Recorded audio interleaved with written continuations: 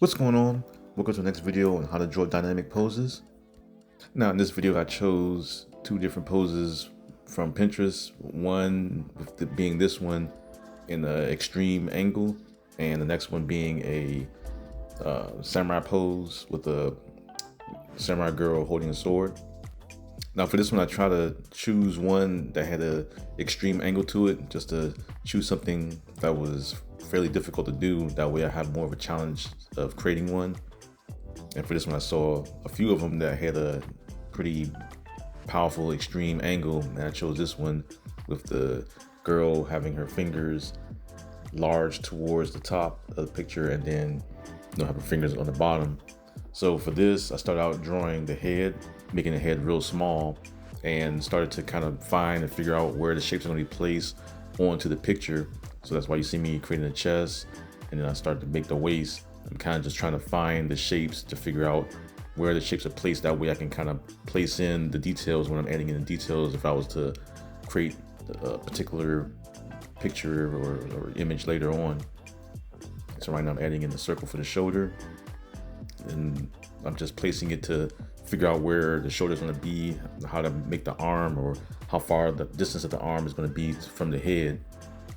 Now with the hand, I made it big and large. I kind of make just kind of like I kind of just drop in like a big space. That way I can know where the hand is going to be, or try to measure how big the hand will be on the top of the page.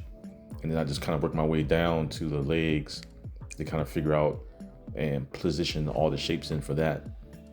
It's kind of at the point where I'm just kind of finding out and figuring out where the shapes will be placed to measure out everything and place everything on the page. It's kind of it's an easy way of just figuring out where things are. That way when you erase it to add in and create your own character or a picture from what you're drawing here, you can kind of get a general idea of where everything will be placed. So right now I'm figuring out the placement of the other hand. And as you see, when I'm drawing the hands or trying to place the hands, I'm adding in details to the rest of the body. And then when I do the hands, I kind of just drop in a huge box or something like that, just to know where the hand is going to be or how large it's going to be. That way I can kind of work in the rest of the body and fill in those areas. Like you see right now, like I have the whole body down, and now I can go back, work my way on the hand, because I already know how big the hand will be on the paper. That's why you see me just putting in the shapes, adding cylinders for the fingers, trying to figure out the big shapes for creating the hand. I guess the hand is kind of, all the fingers are kind of closing in towards the palm. So I'm just making all the big shapes to kind of have those fingers bend into the palm. Adding in all the curves, curving the different lines to have that bend in the finger. And the other fingers are kind of hidden behind. So I'm kind of just drawing in and just adding in, not really getting too detailed with it because the fingers are behind. So I'm kind of just dropping in and overlapping, adding those curves in the back behind that large finger to create that illusion of it being huge from the weird perspective. It's just a lot of foreshortening in this one.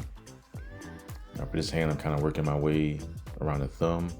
The thumb is foreshortened within the hand, so I'm kind of just dropping in and adding in circles to show that the finger is foreshortened in the back. And sometimes just adding in, dropping in circles for certain shapes is an easy way of foreshortening it, especially when you're just figuring out how it's going to look. And that way when you're drawing and adding the details, you'll know how to place the detailed image of whatever it is you're doing, because you know the shapes can show you how it looks in a 3D space. And that way when you start adding details, you know exactly how to rotate and go around different things to add in those details. Right, I'm adding in the other finger, giving it a little bend going in. And I spend a lot of time on the fingers, even though you don't really have to, because either way, when I erase it, or if you decide to erase it, if you created one, you can just redo the hand and redo the rest of the body once you erase it anyway, and you're creating your own figure, so it doesn't really make a difference. You're not really trying to get detail on this part of the process. You're just dropping in shapes to figure out how the pose is, and that way you can kind of just add your details. And you don't even have to do it this way. You can create your own pose just by doing a gesture or something else. A lot of people do gestures to do it. A lot of people do other different things to create that pose. And this is kind of my method for doing it. It's kind of an easier method for me. That way it's easier to figure out how to pose different figures and where each shape or body part will work in relation to each other. So right now I have the girl, some samurai schoolgirl holding the sword.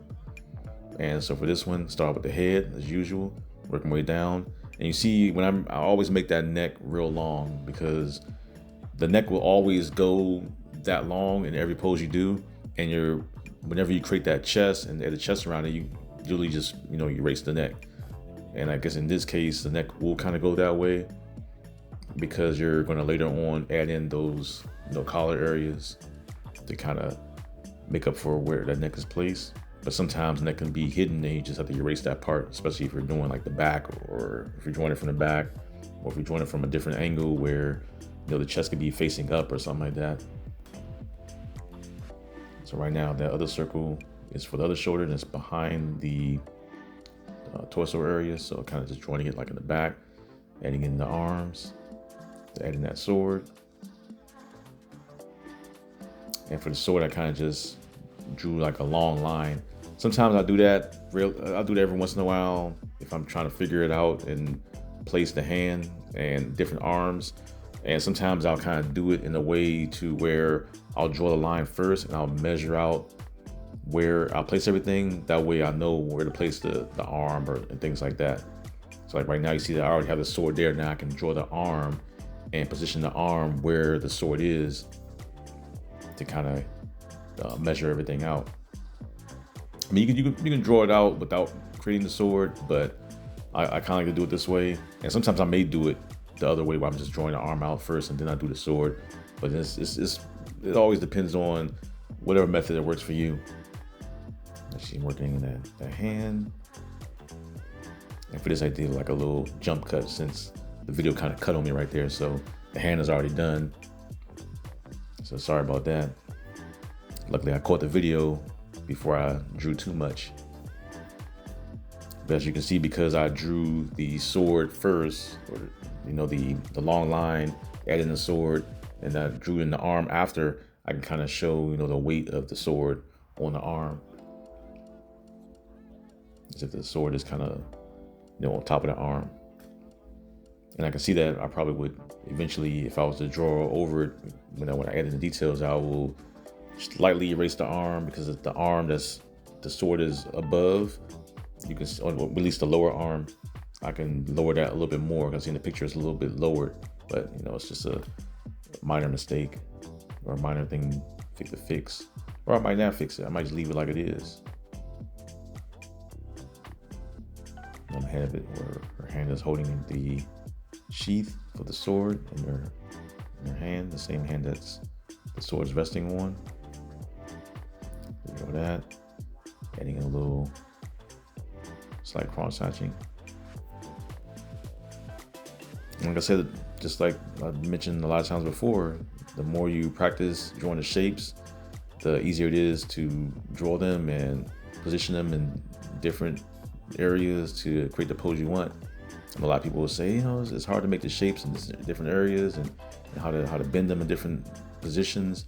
But all you do is pretty much to practice is just draw, a box in different angles, draw the circle in different shades, draw the bean shape in different angles. And the more you do that in practice, when you start drawing actual poses, you will know how to place and position all those things together into creating your own pose.